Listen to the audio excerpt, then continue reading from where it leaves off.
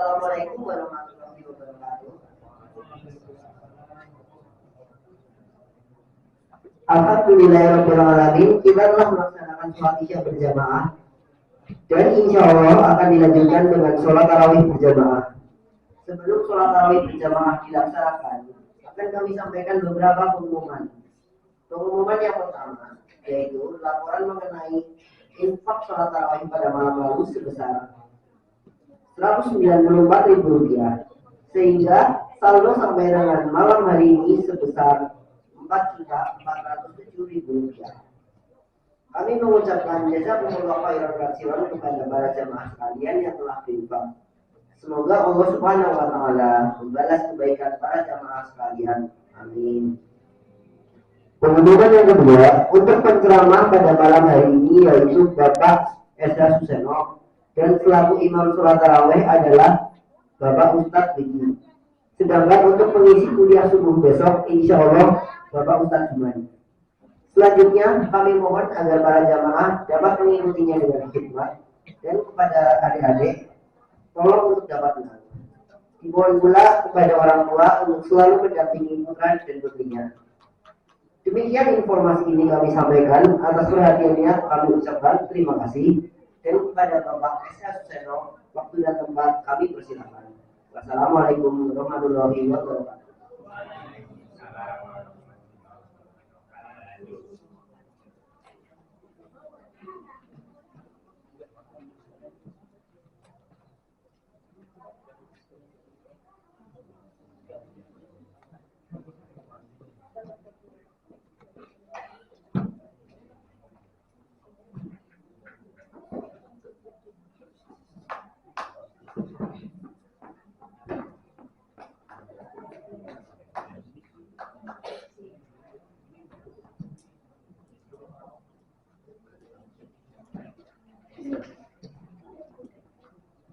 Bismillahirrahmanirrahim. Assalamualaikum warahmatullahi wabarakatuh.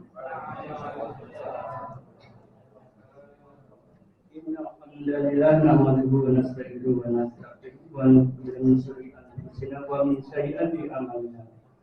Wa man yahdihillahu wa man yudlil fala hadiya lahu. Asyhadu an la ilaha illallah wa asyhadu anna Muhammadan abduhu wa rasuluh. Allahumma shalli ala Muhammad wa ala alihi wa sahbihi wa man tabi'ahum bi ihsan ila yaumil din. Amma ba'd. Sebenarnya rodok grogi juga ini. Di sini di Muhajirin ada sniper. Dan sniper tahun ini lebih mahir dari tahun yang lalu. Masalahnya yang ditembak itu adalah orang-orang yang selalu kelihatan di masjid. Saya sudah 2 kali ditembak. Ini Ustadz Biki, Ustadz Bagus, Pak Eko. Kelihatannya panitia ini memang sudah membekali sniper ini lebih tajam. Apapun adanya, ya alhamdulillah telah kulihat. Ya. Jadi ibu bapak sekalian pun harus menerima apa adanya. Dan oleh karenanya sudah selayaknya kita harus senantiasa menjadikan puji syukur kehadirat Allah Subhanahu wa taala. Karena apapun adanya ini adalah nikmat darinya. Yang mungkin orang lain juga tidak mendapatkannya. Bahkan sekedar untuk duduk mengikuti ibadah Ramadan setiap malam di masjid pun tidak semuanya bisa. Kita masih sangat nikmat dengan bulan Ramadan saat ini. Tapi mungkin kita saking nikmatnya kadang-kadang lupa bersyukur. Mudah-mudahan tidak untuk kita semuanya. Salam dan salaman semoga senantiasa tercurah pada junjungan kita Nabi Muhammad SAW, para sahabatnya, keluarganya, dan pengikut-pengikut seperti kita semuanya. Insya Allah demikian. Adik-adik, judulnya masih nyambung ya. Judulnya masih dalam lingkup ibadah itu tergantung dengan apa yang ada di dalam hati. Tapi judulnya nanti dibuat yang paling singkat. Ini merupakan rencana insya Allah, dan saya terinspirasi adalah tulisan dalam trilogi Nah, trilogi ini saya terinspirasi dengan zaman remaja dulu. Ada buku karangan siapa ya yang remajanya seperti saya? Mungkin Pak Bambang Fitra ya. Buku apa yang terkenal Pak trilogi dulu? Mungkin yang malah hafal adalah Bu Ayen. Trilogi apa? Cintaku di Kampus Biru. Ya kan? Yang pertama apa itu? Cintaku di Kampus Biru. Yang kedua, Ugati Cinta. Nah, Pak Mus malah yang paling hafal. Terakhir adalah Terminal Cintaku. Kalau anak-anak pondok nggak tahu, kecuali anak pondokan, pondok mertua itu tahu. Tapi kalau anak pondok pesantren kayak Mas Bibi nggak pernah baca seperti itu. Apalagi Ustaz Alfa yang dibaca kalau Ustaz Alfa adalah 3 prinsip pokok al-usul as-salasah. Karangan Muhammad bin Syarif As-Husaini ya. Itu buku yang luar biasa bagus dan itu adalah tauhid yang diketahui oleh semua muslim, tapi bacaannya susah. Saya alhamdulillah dapat terjemahannya dari Ustaz Ukasah pada waktu itu yang kakaknya mau berangkat ke Madinah kalau tidak salah, dan mencari itu di toko buku tidak mudah katanya. Tapi itu pelajaran karena dipetil-petil dalam banyak buku. Nah, terinspirasi disitulah saya kepingin ngumpulin cerita Sabri Buku yang kadang-kadang saya nyatet tapi lebih banyak tidaknya. Para khotib, para ustadz itu mewartakan banyak hal tentang keimanan, tentang keteguhan hati, tentang ketakwaan. Itu ada trilogi yang ingin disusun. Nah, mudah-mudahan Ustadz Alfa dan di sini sudah kumpul lagi ada Ustadz Widi ahli sejarahnya. Itu salah satunya adalah macam-macam atau jenis ibadah dilihat dari tingkatan pahalanya. Ada ibadah yang pahalanya sama sekali 0. Ada ibadah yang pahalanya dilipat gandakan 10 sampai 700 kali.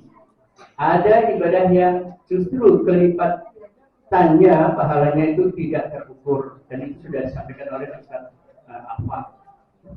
Itu baru chapter pertama dan isinya sudah banyak banget. Chapter kedua sebenarnya yang saya ingin sampaikan salah satunya yaitu penyakit hati yang bisa merusak ibadah.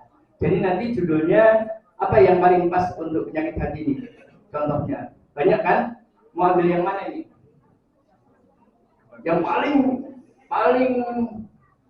kuat tentang sombong. Oke, sombong ya.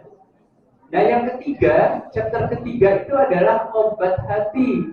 Kemarin sudah disampaikan mukadimahnya oleh Ustadz Heru Widodo Adipura.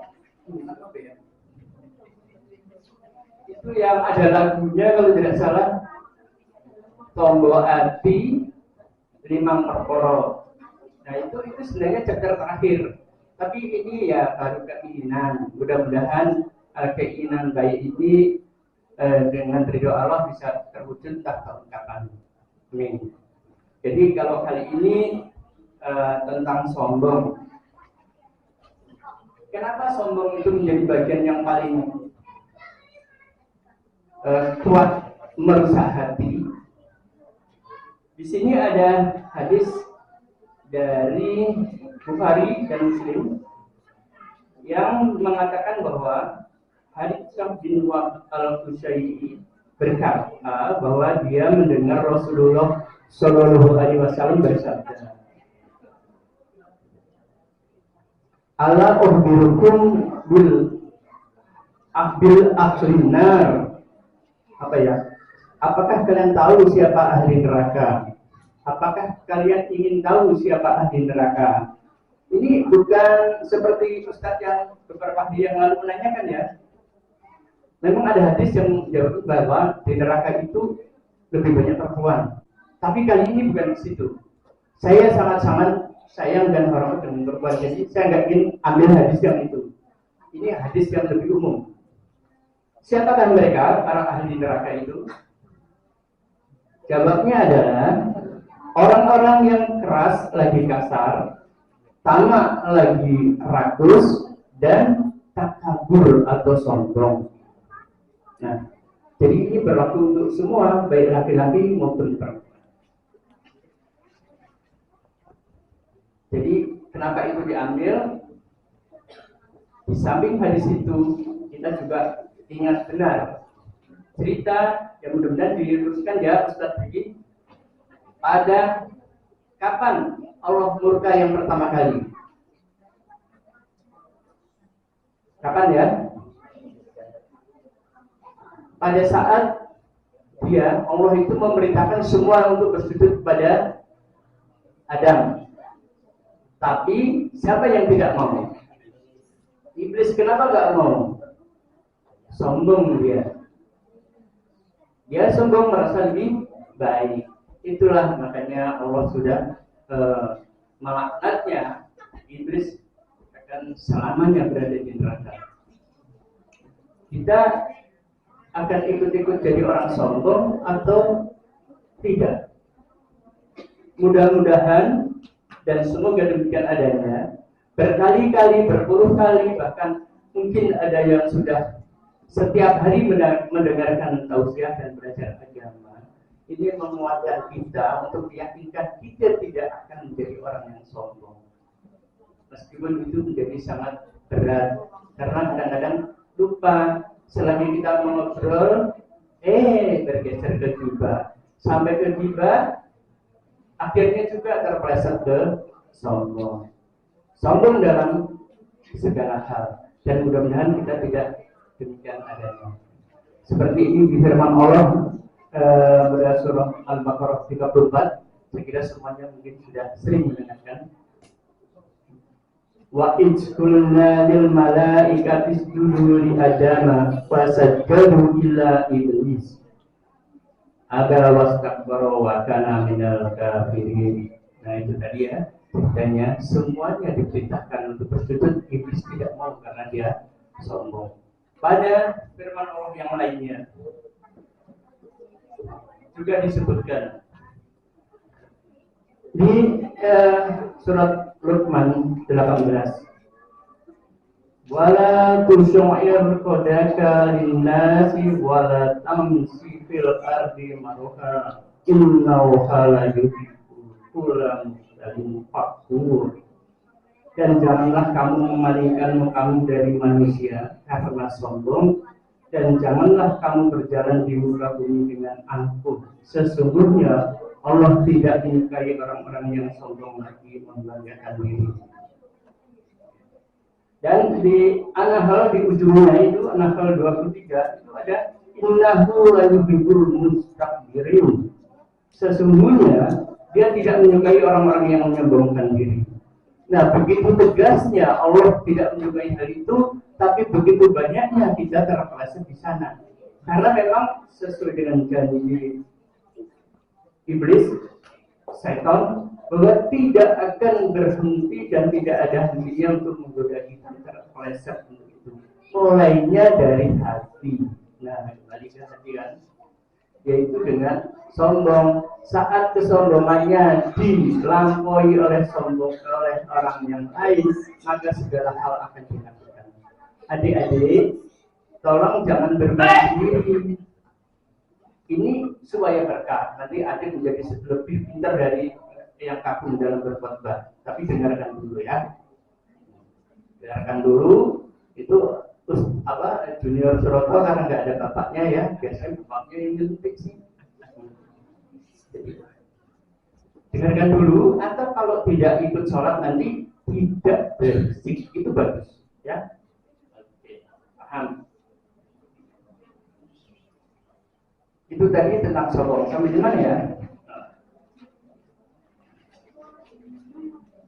Dan kesombongan itu ada dua hal, ada dua yang bisa dibedakan. Satu, kesombongan kepada ketentuan Allah yang hak, Dan yang kedua, sombong terhadap makhluk. Kita mau bicara yang mana dulu ini ya? Karena waktunya sudah habis kayaknya sih. Belum ya? Belum. Oke, kesombongan terhadap Allah itu berat hukumannya karena bisa menjadikan kita kelompok orang-orang yang sama sekali tidak mentaati perintahnya dan juga selalu melakukan apa yang dilarangnya. Karena sombong kepada Allah itu adalah sombong dengan tidak mau menerima kebenaran yang sudah difirmankan, dipastikan sama Allah lewat petunjuknya, lewat nabinya, lewat rasulnya. Nah, itulah kelompok orang-orang yang nanti akan celaka di kehidupan akhiratnya. Saya tidak akan menceritakan panjang lebar. Ini merupakan simpanan saya dalam tulisan yang insya Allah untuk nyicil untuk sedikit biar saya nggak kelihatan kehilangan tulisan. Jadi itu kuncinya. Sombong kepada Allah adalah sombong untuk tidak mau mengikuti perintahnya dan selalu melanggar larangan, selalu melakukan larangan-larangannya. Oleh karena itu, mudah-mudahan kita semuanya yang senantiasa setiap hari mendekat kepada Allah dengan berbagai macam cara, dengan setulus ikhlas dan tawakal. Ada yang melalui firman membaca Al-Quran, ada yang mendengarkan tausiah walaupun dengan sedikit ngantuk. Dan ketahuilah, saya di sini mendapat inspirasi tadi pagi, ini malam ya, dari Ustadz Alfa dan Ustadz Zainal, bahwa semua orang yang di atas mimbar ini ingin kelihatan bagus. Bagus nampak dari mata manusia dan bagus di hadapan Allah. Tapi itu juga yang kadang-kadang bisa menggeser kita menjadi sombong karena ingin kelihatan bagus. Contohnya, katanya saya ini satu-satunya yang berkhotbah dengan rambutnya yang panjang. Ini namanya gemas, kata Ustaz. Tapi yang katung nggak usah kecil hati. Yang katung sekarang gemaguslah di atas mimbar, supaya yang lain yang juga mau gemagus ke sini. Karena kalau gemagus di atas mimbar itu insya Allah terjaga untuk memilih yang bagus-bagus. Bukan hanya bagus dengan tampilannya, tapi juga bagus dengan apa yang disampaikannya. Dan mudah-mudahan demikian adanya.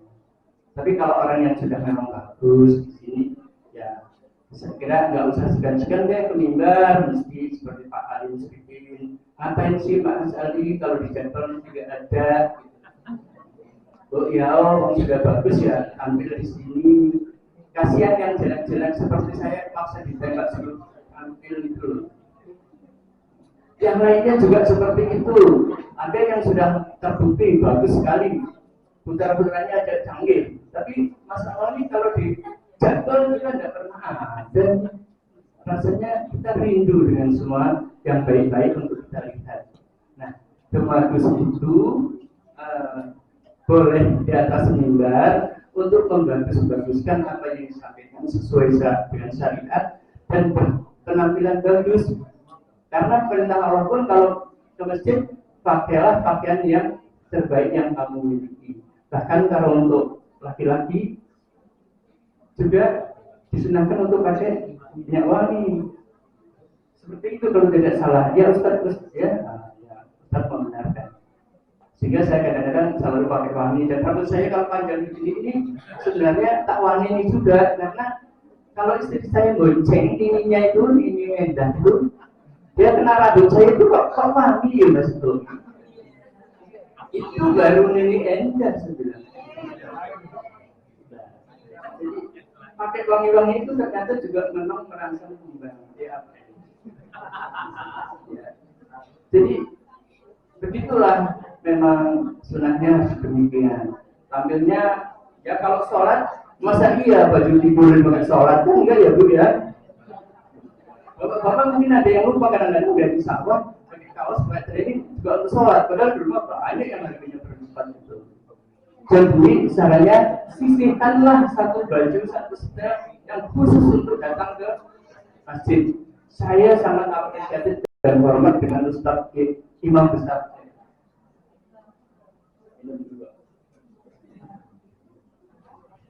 Imam besar saya itu tidak pernah mencontohkan kalau jadi imam itu pakai pakaian seadanya. Selalu rapi dengan pakaian yang semestinya harus dipakai.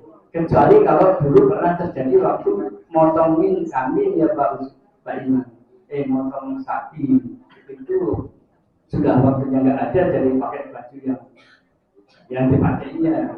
Tapi saya sangat hormat sama beliau dan apresiasi beliau untuk mencontohkan. Karena yang ada di depan ini, apa sekali lagi, yang berani dan bisa di depan itu punya kelebihan, mereka lama-lama akan mengintrospeksi diri. Pantaskah saya berada di atas? Dan itu Allah pun mengatakan demikian. Kalau kita mengajarkan sesuatu yang baik, coba lakukanlah dulu agar kamu bisa memberikan contoh. Dan disinilah untuk tidak menjadi sombong seperti itu. Jangan sampai sudah sombong tapi nggak bisa melakukan. Dan paling celakanya, Nun Sewu, Ustaz Tufa dan panitia, kalau yang berbicara itu dari kalangan sendiri itu mau sombong, mau bagus kayak apa, mau ketahuan jeleknya setiap hari. Ya, nggak enaknya itu di situ. Jadi mau kayak apa pun dia gitu. Oleh karena itu adalah suatu peringatan agar kita tidak pernah sombong kapanpun di atas mimbar maupun di hari-hari kesehariannya. Mungkin sekian dulu dan insya Allah kalau saya ditembak saya akan lanjutkan di kesempatan yang lain. Ya, mohon maaf kalau ini juga masih sinau untuk memperbaiki lebih baik.